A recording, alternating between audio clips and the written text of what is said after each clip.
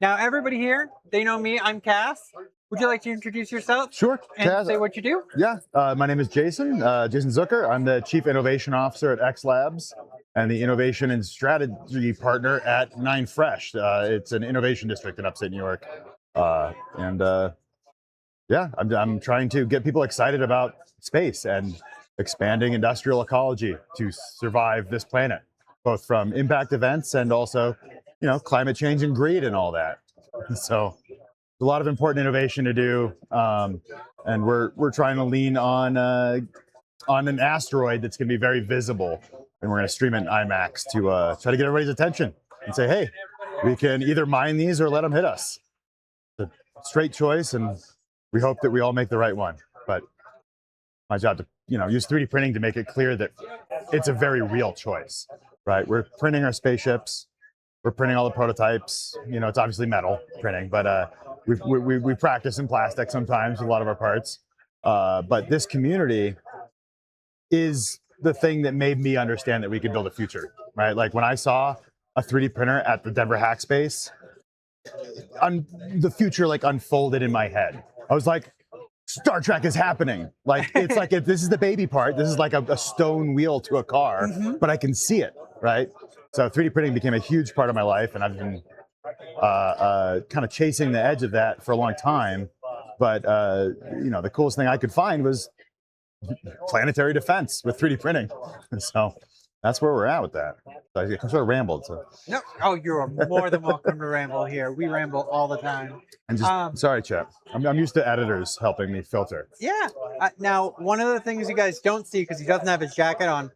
Yes. He gets to work with NASA in the Jet Propulsion Lab, which is actually how we started talking in the first place. What is the coolest thing you've done with NASA in the Jet Propulsion Lab? Well, so we just signed the world's first of its kind Space Act agreement with them. So it's the first public-private partnership to do planetary defense with NASA and JPL. The coolest thing is that they're building our spaceship. So like JPL, the guys who built Voyager, the spacecraft that's still chugging along, even though it went out there long before I was born, they're helping us build our IMAX camera that's going to follow our mothership. And they're going to help us radiation harden it. That's the coolest thing. I mean, just by far, that they're the best people in the world are gonna help us build a spaceship instead of just a startup. That's very competent, by the way. We have a lot of amazing people from NASA and JAXA already on our team, but having the real deal on the actual campus build our stuff, like completely eliminates some of the risk of this mission. That's pretty important. So that's the coolest thing. Now, you said you've been doing 3D printing for a few years. What is your favorite thing that you printed at work, and what is your favorite thing you printed outside of work? Ooh, I'd say for work, I 3D printed a model of our spacecraft on that Bamboo Labs that maglev kit that they have. Oh, neat! So it just kind of spins, but then I embedded on the base a countdown clock to our mission, because our investors did not get that, even though it's in 2029. That seems so far away to investors, but I'm like, from a space perspective, it's like imminent. That's why we have countdown clocks. So I made countdown clocks. So that was the best work thing. The best non-work thing is I'm making as true to form as I can a full NCR Ranger costume from Fallout for my brother, because he really wants to try to get a spot as an extra in season 3. So well, I'm doing my best, but we'll see. We'll see. I could use help if you got anybody in the audience is excellent at weathering. We do have a few people who have made some amazing pieces of armor in our community. I'm not surprised. We also have some friends who are very, very big into the Fallout community as well. Oh, nice. I love that stuff. Yeah. We have a guy, his name is Wandering Wastelander, and he might be, in my opinion, the biggest Fallout fan I've met. That's awesome. Yeah, I've been playing since Fallout 1. I mean, I've been... Oh, wonderful. Yeah, and I love that game. Now, I know you said you're just starting out with NASA and JPL. Yeah. How many other things have you already sent to space? So I think we've had 2 missions to space as X Labs, but most of the team comes from other companies that have done lots and lots and lots of missions, whether through NASA or JAXA or Planetary Resources or some of the other preceding companies. But I think as X Labs, we've put up 1 or 2. Test packs. It's kind of really variable. Impressive. Yeah, we have a test pack up right now. We've been working with Space Force. for the most part. neat. It's planetary defense. You know? Yeah, yeah. It's good stuff. Are you guys going to be sending anything up in either the Artemis missions or up to the space station? No. So we're mostly deep space. Yeah. So we don't. It isn't very useful for us to do anything that isn't deep space. No, that's totally fair. But we also don't mess with humans. So we're just robots, and that's why I run the media company on top of this company, because we have to humanize this. Yeah. Right. We're not sending people up, so it's harder for people to get excited about it because they can't see themselves there. Right. I mean, I personally disagree. I always see myself in the robots. Me too, a little bit, but I think that's more of a neurological thing. My partner makes fun of me for crying when a robot stops working. I totally feel that. Yeah, absolutely. I anthropomorphize everything, but I also have to help the world anthropomorphize our robots, because we've got Apophis, which is the antagonist of our story, and then we have the Serve, which is the mothership. Mm-hmm. That's the protagonist, right? But I don't think they're gonna let me put googly eyes on it. So we're gonna have to figure out something else.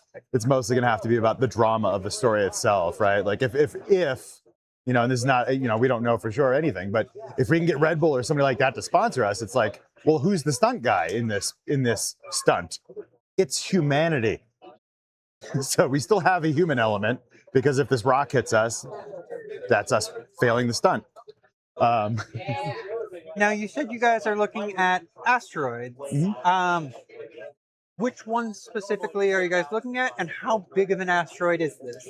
So we're looking at 99942 is asteroid Apophis, and that is it's about the size of the Empire State Building, and it'll be flying below geostationary orbit, below weather satellites, and it'll be nakedly visible to billions of people. You'll be able to look up and be like, "Oh, look at that bright new star in the sky," for several hours on Friday the 13th, April 2029. That is really cool.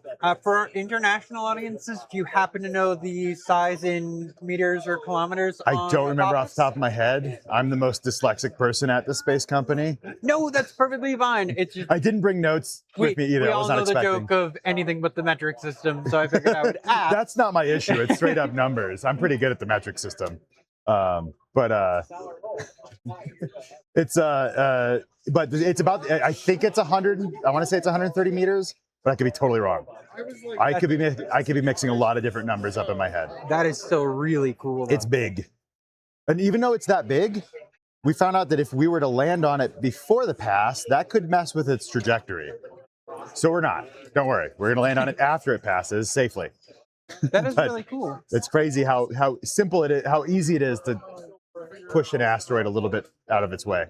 Scary. It's very scary. That is very But it's also great for mining, because we need to park them. So, you're talking about mining. What are you looking to mine off of Apophis? We're not going to mine anything off of Apophis. Oh, okay. So we're just bringing ride shares. We're bringing up Jackson, a bunch of different people who paid to be on the spacecraft are going up with us to do their science, and we're just sort of the Uber, right? And the camera crew. So we've got the mothership with an IMAX camera on top, and then a bunch of little containers full of other people's stuff. They're doing the science. Okay. That's very intentional. We want this to be about the world. Yeah. Right? We want this to be for everybody, not for a billionaire. Not to name names. But yes. No, I understand. Not to name either of them. I absolutely understand. Now, out of the payloads that you guys are going to be bringing, if there's any that you can talk about, what is the coolest one that is going to be brought? So Spirit Bird is a lander. Oh. It's a little lander that's going to land on there, and it has this gold foil thing that's folded. It's gigantic. I don't know the numbers, but it's like I've seen the mock-up of it unfolded. It's like as big as a hangar. It's this huge piece of thin foil that everybody who's touched this mission financially or with other kinds of support, their name's going on that thing, and we're leaving that on Apophis because it'll last for eons, right? Yeah.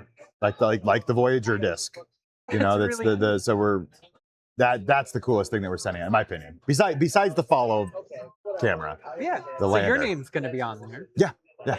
That is really cool to Yeah. know that you're going to be on an extraterrestrial body. It's pretty neat. It's pretty neat. I can't think of how it's useful, but it is neat. Bragging rights. Yeah, no, I understand it's not useful, but I mean, personally, I'd love to have something of mine in space. Yes, absolutely. Well, I've been talking. What's funny is I've talked to a few of the YouTubers that are here about setting something of theirs. The only thing that Zach Friedman's at all interested in setting up the space is a Benchy. But then he was like, with all that junk, there's probably already a Benchy. So it's like, all right, well, I guess we'll talk about that later if you want to set something up. But we have test packages going up that probably will have extra space before the Pappas mission. Oh, that's cool. So we have some of the Prusa filament, the space grade filament, and we're gonna print some of our stuff because we've got a Stanford made this this cool thing that we have to test.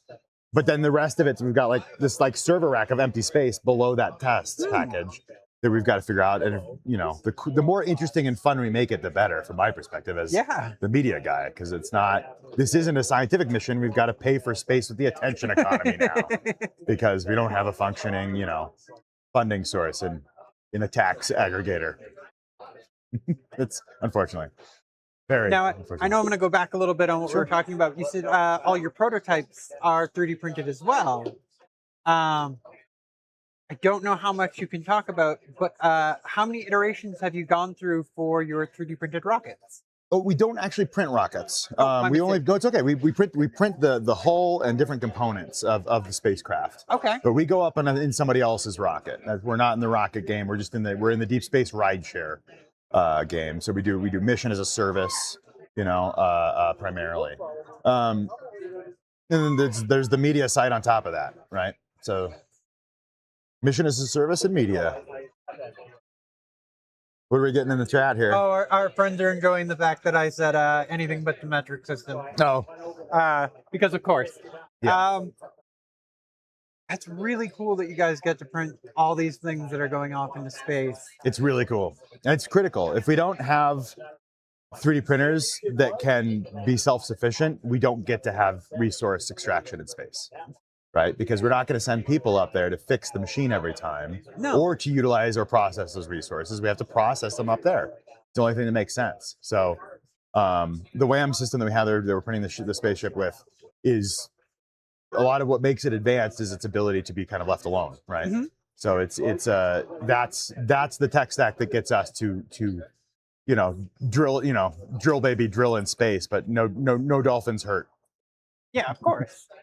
That's the other thing. This is a bipartisan thing, which blew my mind when I found out that we have, because at the State of Planetary Defense this week at the Space Symposium, we had a Republican former NASA administrator, Jim Bridenstine, also a former Republican congressman, and he didn't make it, but on the panel we had Bill Nye, who ran the No Kings protest. So it's like these guys are in absolute agreement on this.